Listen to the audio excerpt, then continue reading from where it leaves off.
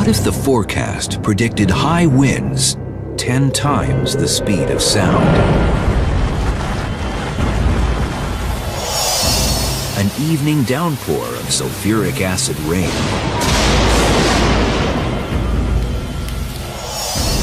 Or a hurricane 2 times the size of Earth, lasting 300 years.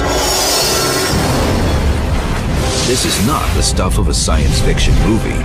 These are actual weather reports from around the universe, and it's Earth's weather to the extreme. We are counting down some of the biggest, baddest, weirdest, and wildest weather the universe creates. Fasten your seatbelts, it's gonna be a bumpy ride. This is the universe, wildest weather in the cosmos.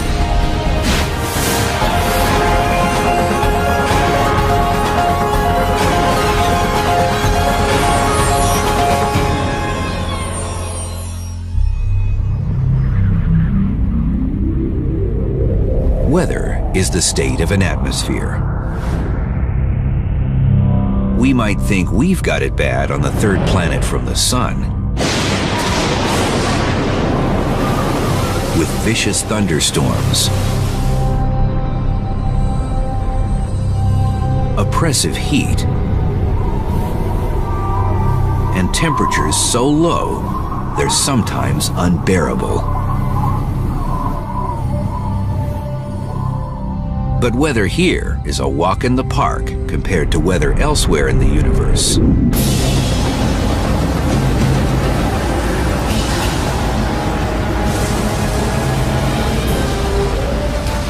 Rain, wind, and storms take on a whole new and strange meaning. And while the mechanics that power these weather events are strangely similar to Earth's, the results are terrifying to contemplate.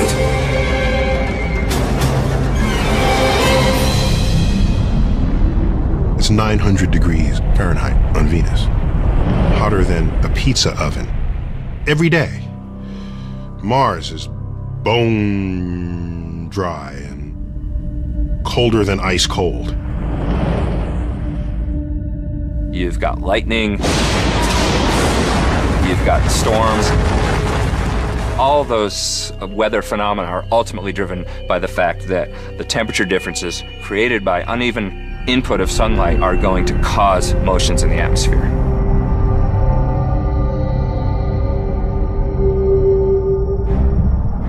Perhaps the answers to Earth's ultimate fate lie in the great unknown of space. And we're counting down the most extreme weather the universe has to offer. You want to learn about which way our planet can turn climactically? Have a look at some neighboring planets within our own solar system. Scientists know all weather starts with one thing: heat. Heat is a catalyst that creates winds.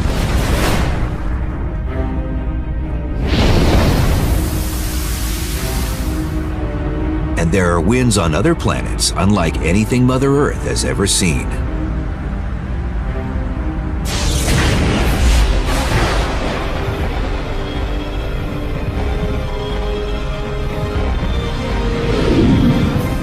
Jupiter is a monster planet. If you add up all the planets together, they would not total the gigantic planet called Jupiter.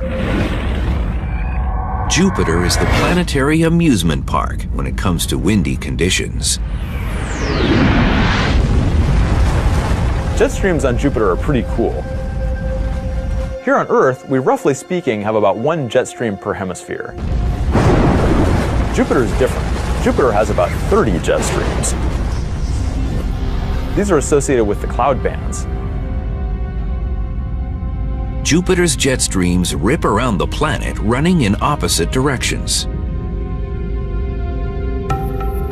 Defined by different colors and visible on its surface, these jet streams tear around Jupiter's astounding 1,000-mile thick atmosphere. Earth, in comparison, has only a few jet streams and an atmosphere only 100 miles thick. But why so many jet streams? And why winds at all on a planet that doesn't even get a quarter of the sunlight as Earth?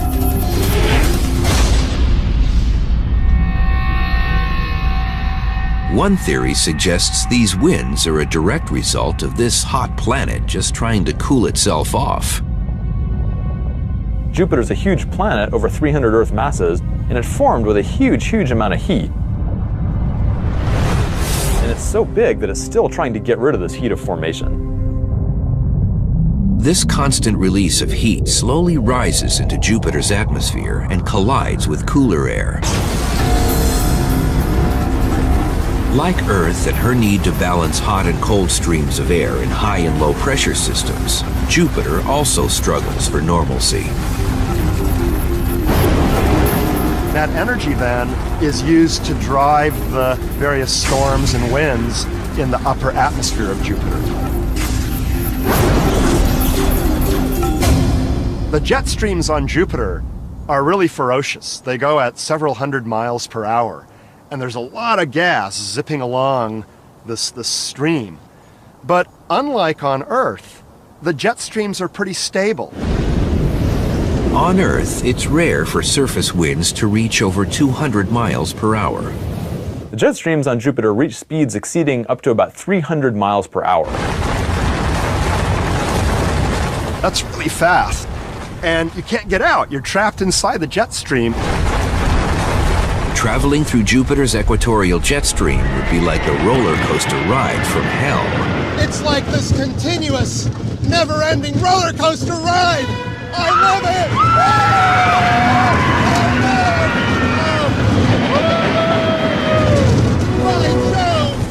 it! You would be pushed up and down by up to 100 miles. This is huge. It would lead to a much greater change in pressure than going from the Earth's surface up to the top of Mount Everest.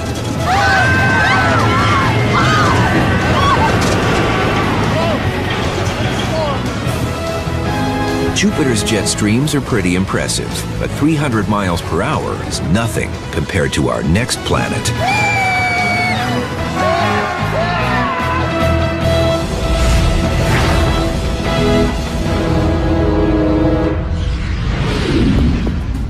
At first glance, Neptune is the last place scientists expect to find wild weather, let alone vicious winds.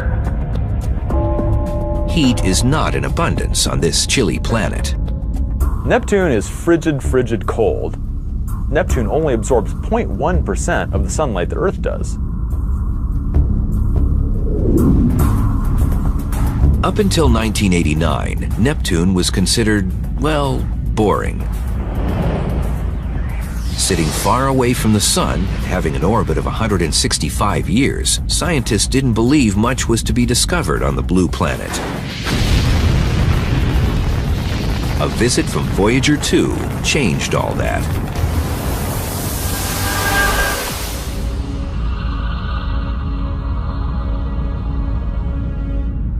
As the orbiter zoomed past the planet, scientists were shocked to discover traces of clouds. Most surprising, these clouds were traveling around Neptune at ferocious speeds. Something was carrying them, but wind so far away from the Sun? Neptune is the windiest planet in the solar system. Winds blow on the surface of Neptune over 1,000 miles per hour. Imagine that, breaking the sound barrier every time you simply look up and the winds blow past you.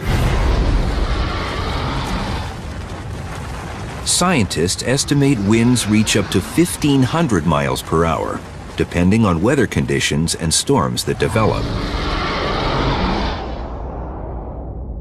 A major unsolved puzzle in our solar system is the fact that the wind speeds on Neptune are actually much faster than those on Jupiter, despite the fact that Neptune receives only maybe 4% of the sunlight that Jupiter does. This lack of sunlight or heat completely contradicts what scientists know about how winds develop here on Earth. You might think that the stronger the sunlight, the stronger the winds would be. This is obviously not true when comparing Earth to Neptune, since Earth's winds are typically maybe 30 miles per hour, whereas those on Neptune reach 900 miles per hour.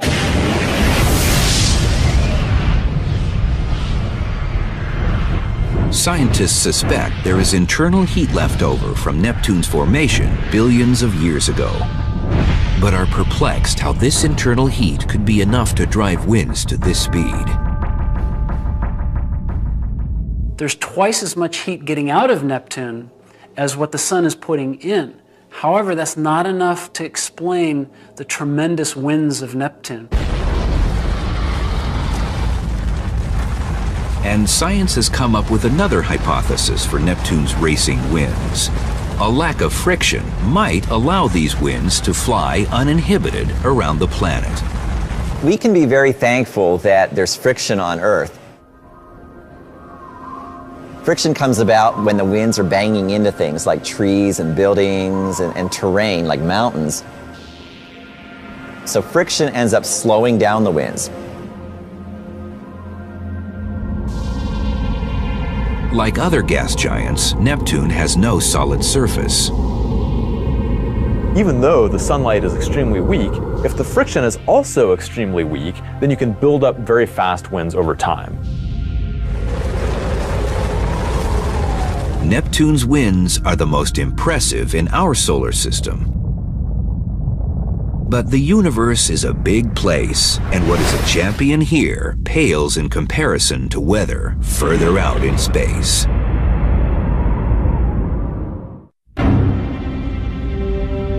Perhaps the most exciting discovery in planetary science are the most amazing winds we could hope to never experience.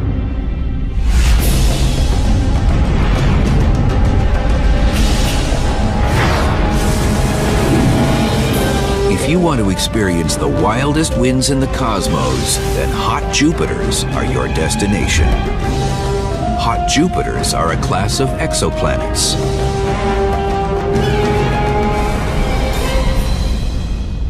It's definitely not a place you want to be. It's much, much worse than Neptune. It's much hotter, the winds are much faster, so if you want a nice kind of calm place to set up shop, you'd probably be better off going with Neptune. These guys are definitely much, much worse. Hot Jupiters orbit tightly around their stars, far closer than Mercury to our own sun. And all that intense heat makes for some wild weather.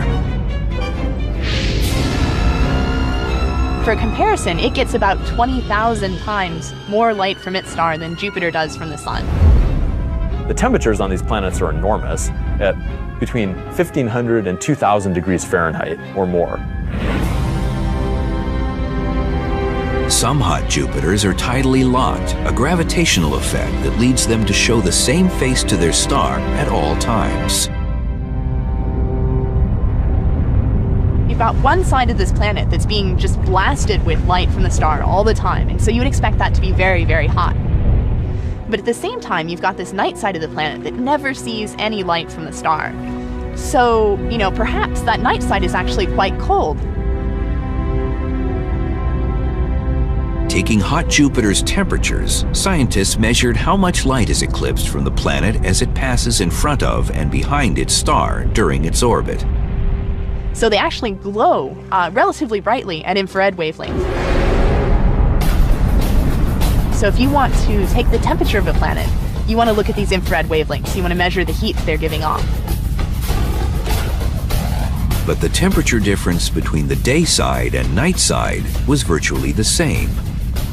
This was astounding considering the extreme situation. Something was transferring the heat from the day side to the night side, but what? Winds traveling at amazing speeds were the answer. And so our models tell us that the winds could be as fast as maybe 6,000 miles per hour. The 6,000 mile per hour winds inferred on some hot Jupiters is much faster than any winds that we know of in our solar system.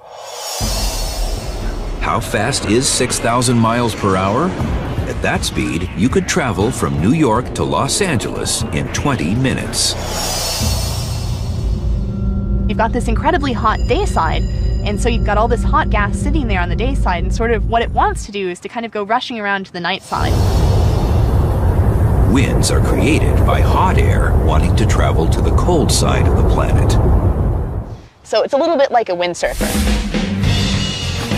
If you come out here on a windy day and you put your sail up, you can really catch a good breeze and you can go flying across the harbor.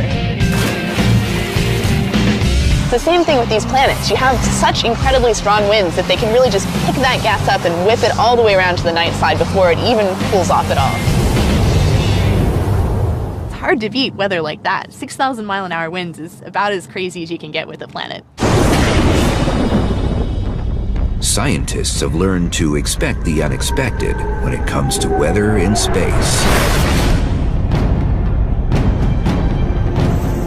Sometimes winds become storms, like tornadoes. And galactic tornadoes are unpredictable and behave in rather weird ways.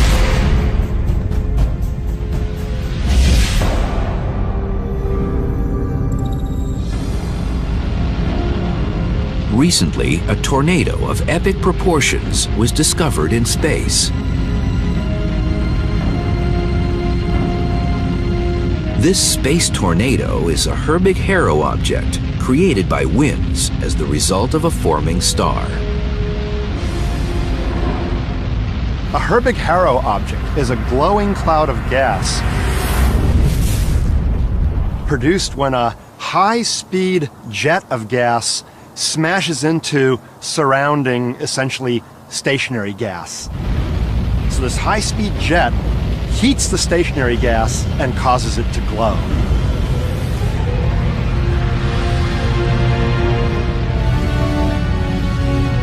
This object would easily be number one on the list of wildest tornadoes in the universe, except for one important fact. It's not actually a tornado. Its shape is very suggestive of a tornado. It has this helical shape to it that looks like it is twisting along, but it's actually not a rotating object like a tornado. Unlike a tornado on Earth, where a vortex of wind creates a conical shape, this tornado is created by magnetic forces, creating a wake of cosmic dust and particles. This one appears to have sort of a spiral shape within it. And that's really kind of weird because most of the others really don't have the spiral pattern. But the cause of the spin is probably different from that of a tornado on Earth.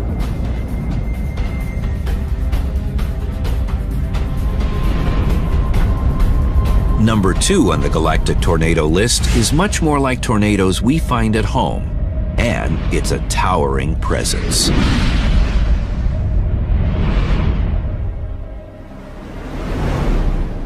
They're called dust devils, and they are Mars's answer to a planetary tornado.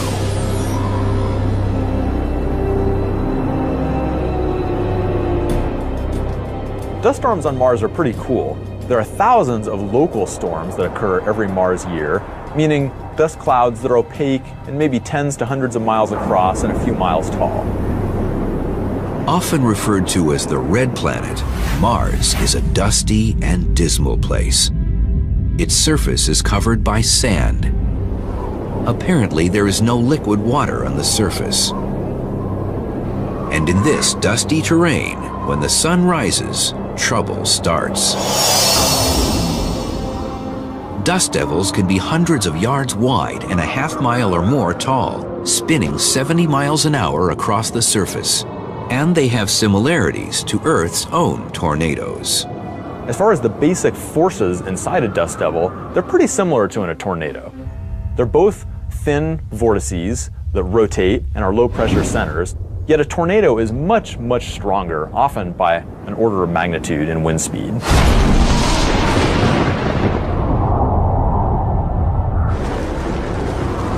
The power of a tornado is undeniable.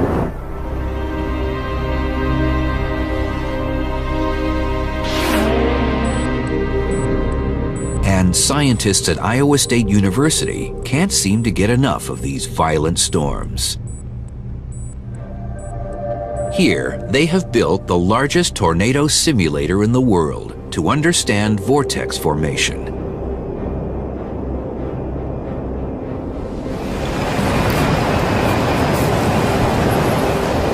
Understanding the power of a tornado on the small scale here might lead scientists to understand these beasts on a grander or even galactic scale.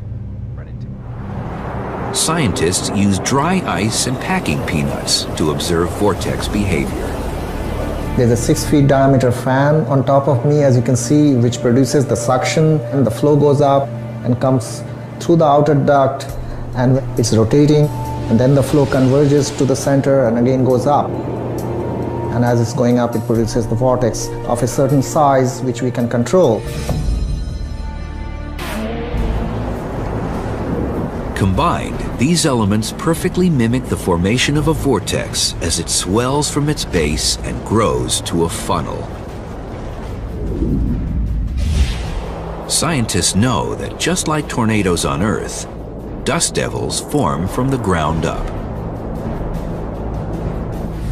Sunlight comes down and heats up the surface, and that heat needs to be convected away by hot blobs of air.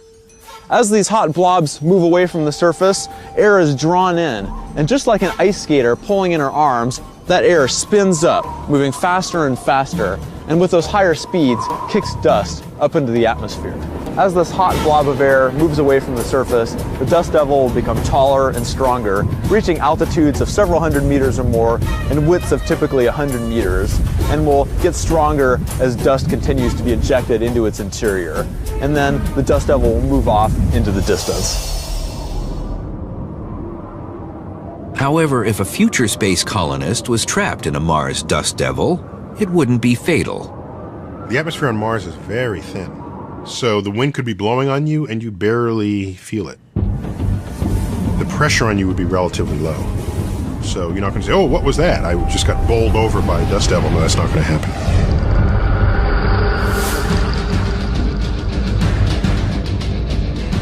The final galactic tornado event on the countdown is a true mystery, and it turns theories behind tornado formation upside down.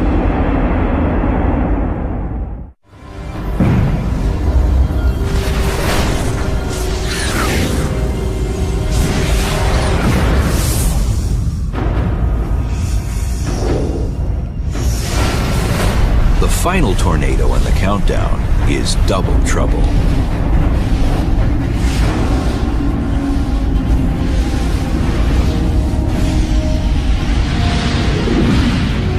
Venus, once viewed as a romantic planet, has some truly horrific weather conditions. Oppressive heat, the greenhouse effect gone amok. This is one planet that is constantly trying to cool itself off with no success.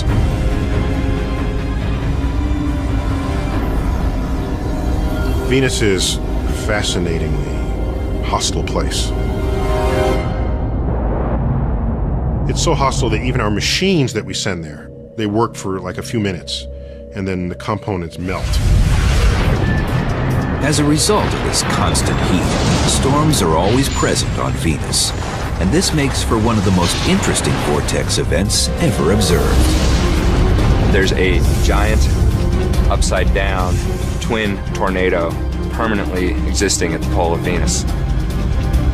Ever since the Venus Express orbiter sent back magnificent images of Venus, scientists have struggled to understand the twin vortexes running upside down at her south polar region. In a sense, it's an upside-down tornado because the air is funneling from the top part of that spiral down towards the ground, whereas a typical tornado on Earth, you think of the air kind of rising up the funnel. And the strange thing is that it's a double vortex. That is, picture two giant tornadoes sort of rotating around each other, and you can see the two lobes, the two halves of it here. Scientists believe the vortexes are a result of heat transfer in the atmosphere. Heat rises at Venus's equator, then sinks at the coolest section of the planet. Like a bathtub draining, where the water is, that flow is concentrated on the drain, and it leads to this spinning motion. Why it's a double vortex, we don't really understand. That is still mysterious. This storm is an enormous presence on Venus. It's thousands of miles across. The winds it generates are hundreds of miles an hour. And these vortexes are a permanent fixture on Venus.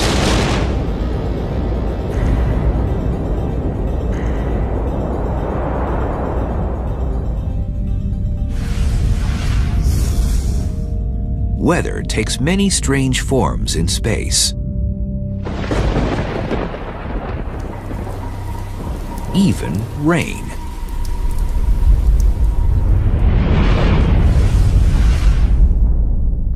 But other planets have atmospheres made up of different chemicals. In turn, rain is formed from ingredients that would be lethal to humans. And these toxic rains are some of the worst you'll find anywhere in space.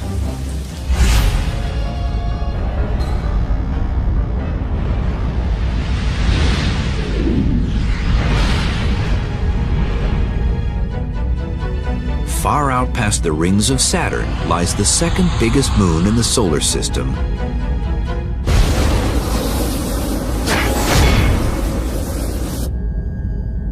Titan.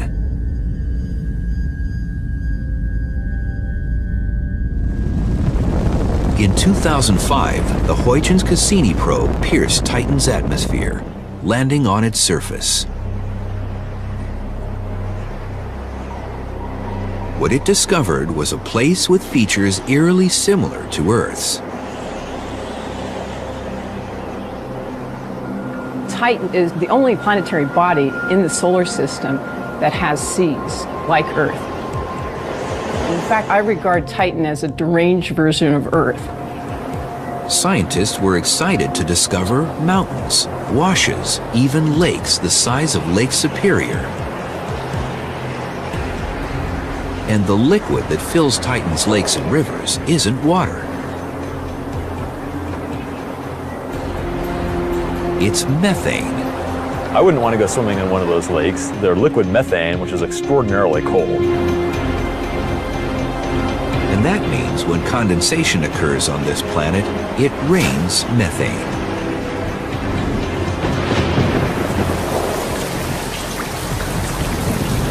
Rain on Titan isn't an everyday occurrence. In fact, scientists have only witnessed cloud formation a few times. But the evidence is everywhere. Deep washes as a result of significant rainfall. Here we are in Tucson. It hasn't rained for days, and it doesn't usually rain, but occasionally it rains very strong. And we get a lot of water coming through this wash and eroding this wall. This is the same kind of evidence we see on Titan, where usually it doesn't rain, but occasionally it produces phenomenal washes. Rainstorms on Titan might be pretty violent. We see lots of erosional patterns on the surface that suggest that some of these storms have been pretty powerful. Scientists believe it takes time for a storm to develop on Titan. And every once in a while, enough clouds build so a rainstorm occurs. So what if we do see a storm here? What would it look like? Well, the big ones are incredible. They would cover the sky from one end to the next. And we would eventually start seeing these very gently falling drops, much slower than the rain that you have on Earth. In fact, everything would seem to be in slow motion. The winds would be a little bit slower, and the drops would gently land, and they wouldn't be water. They would be natural gas. Imagine a toxic drizzle with the consistency of waxy crude oil, all at minus 300 degrees. That's Titan.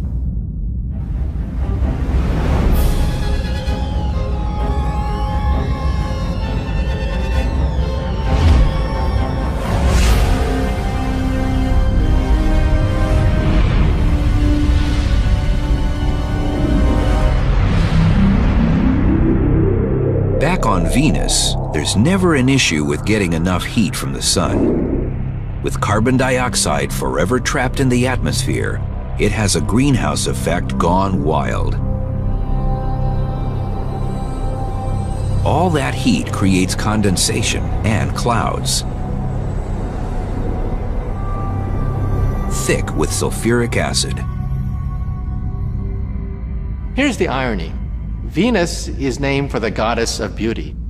The source of the beauty of Venus is one of the most potent acids known to science.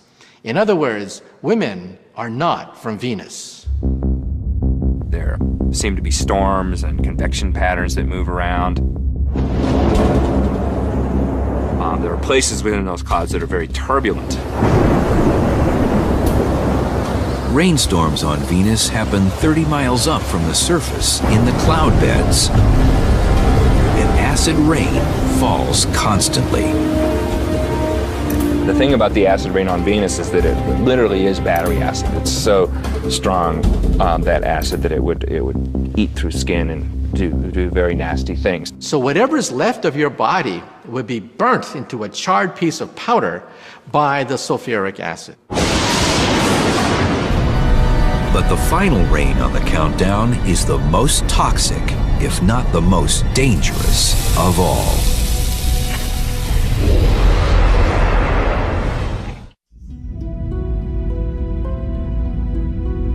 Throughout the universe, failed stars called brown dwarfs hide in the shadows.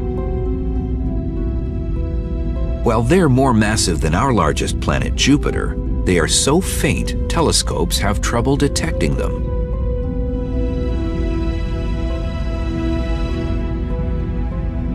A brown dwarf is a failed star. It's a wannabe.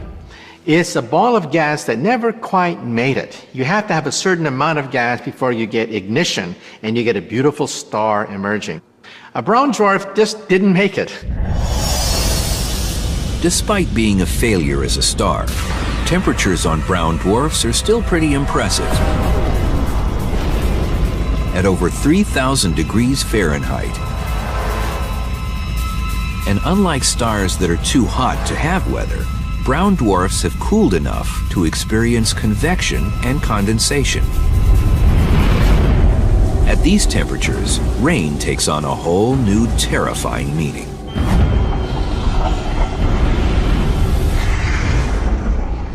Deep in the atmosphere of a brown dwarf, it's so hot that even iron is a vapor. It's a gas, like water is in our own atmosphere.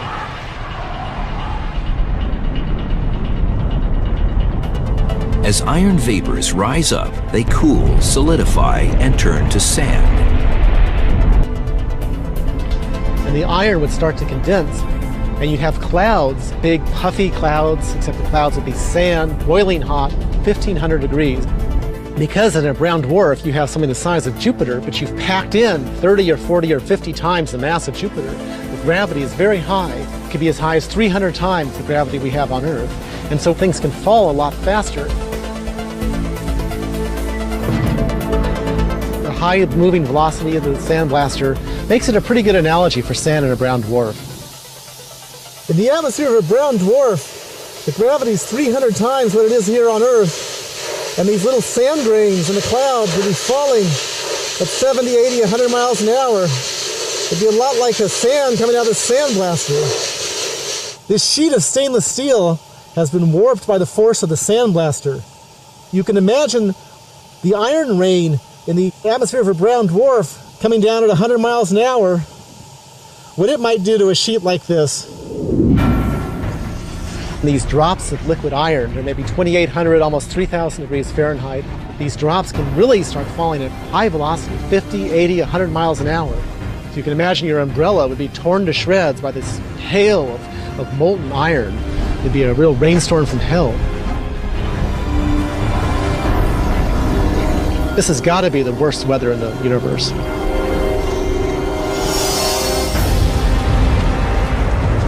Heat, convection, condensation. The elements of weather. Alone, they cause spectacular rains, supersonic winds, and heat on other planets. Combine them, and incredible storms are formed.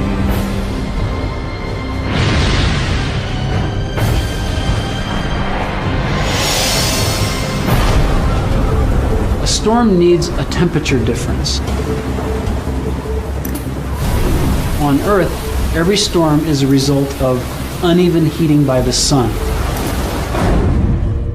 The easiest example is the ocean is colder than the land.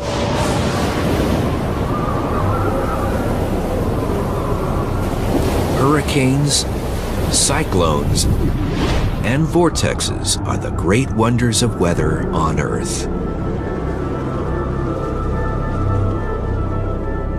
But also in space.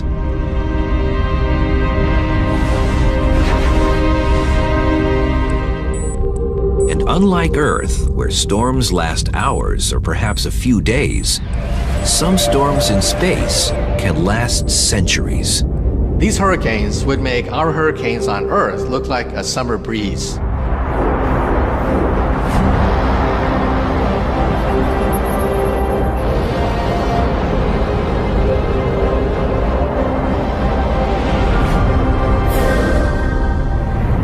Neptune has the fastest winds in the solar system. But it also has a great dark spot. A mysterious hurricane-like storm that appears and disappears with no warning. It flies around the planet counterclockwise. Discovered by Voyager 2, it's big, with black and blue features. It appears to be a fierce storm, about the size of Earth. Scientists don't know what causes it to form, or why it's black. It's a mystery, like another storm in our solar system.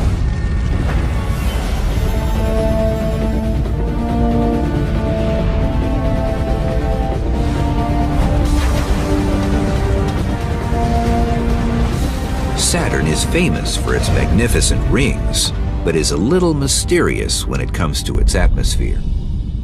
But sit back and wait 30 years, and Saturn will put on a storm so magnificent it would impress Mother Nature herself.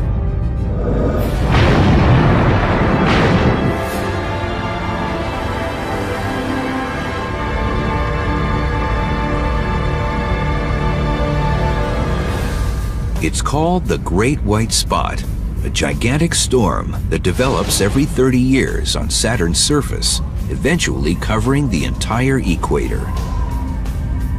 This is truly a planetary scale phenomenon, and we think it's a monstrous, monstrous thunderstorm.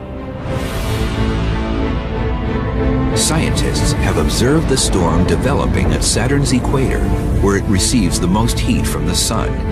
Perhaps heat builds over time and finally bursts into a storm on a planet that has no surface or friction to slow it down. In other words, it's sort of like a vicious circle where once you get the ball rolling, it just rolls down the hill and, the storm goes global. Months later, the storm runs out of energy, only to lie dormant for another 30 years. What the cause or timescale means, scientists truly don't know. But Saturn's Great White Spot is not as powerful or everlasting as our biggest storm in the solar system.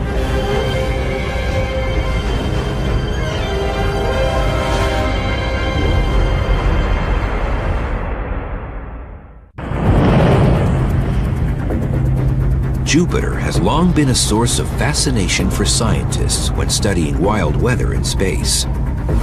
And its great storm has been a feast for the eyes for centuries.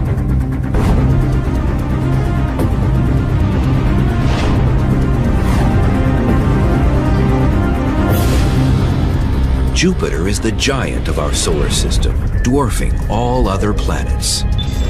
So it's only fitting its weather also becomes a showpiece of sheer force and incredible size.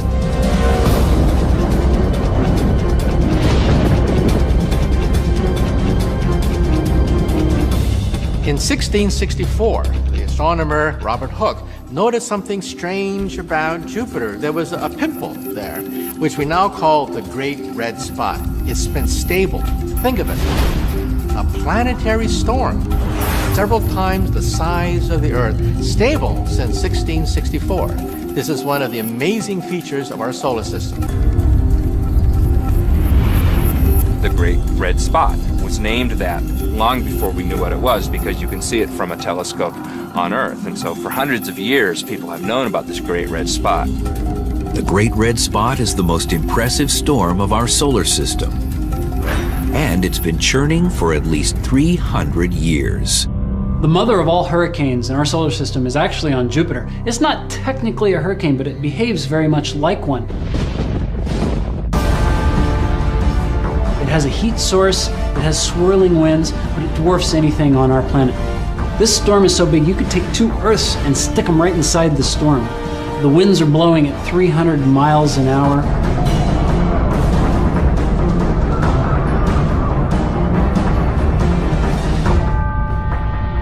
Both hurricanes and the Great Red Spot are giant vortices. In the case of hurricanes, they're a low-pressure center. The Great Red Spot is a high-pressure center. In both cases, there are high-speed winds circling the vortex.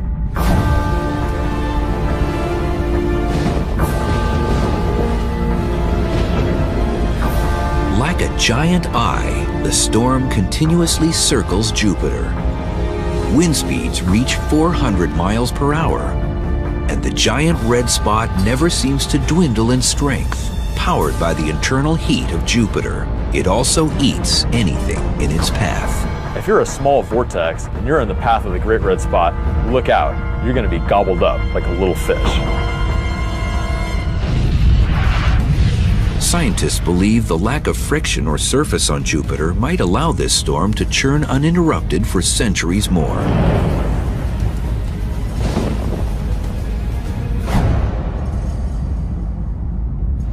On Earth, because of the strong friction, when hurricanes hit land, they tend to fall apart in just a few days. On the other hand, the Great Red Spot has a lifetime of over 100 years. We don't really understand this in detail, but it probably means that the friction in Jupiter's atmosphere is very weak compared to an Earth's atmosphere. Jupiter is a good example of a planet where the planet itself is what's supplying at least some of the energy to drive a storm that's lasting for centuries.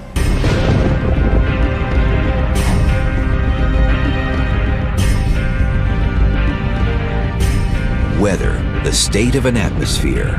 Throughout the universe, familiar weather events on Earth are played out in fantastic ways on other planets. But why study weather on other planets at all? If you only ever study Earth for examples to understand Earth, you may be missing a much broader context in which the phenomena that you're trying to describe is embedded. So, for example, we look at Earth and we talk about a greenhouse effect. You want to learn about it, go check it out. Look at Venus.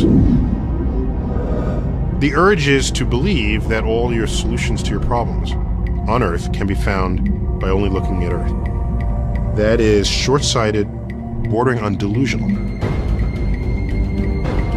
When we study familiar processes in unfamiliar settings, it really tests whether or not we understand what's happening. In terms of the possibility of life on other planets, understanding the weather patterns is absolutely key. We're one planet of many. The sun is one star of many. We're in an undistinguished part of the galaxy. There's much to be learned by exploring what others say.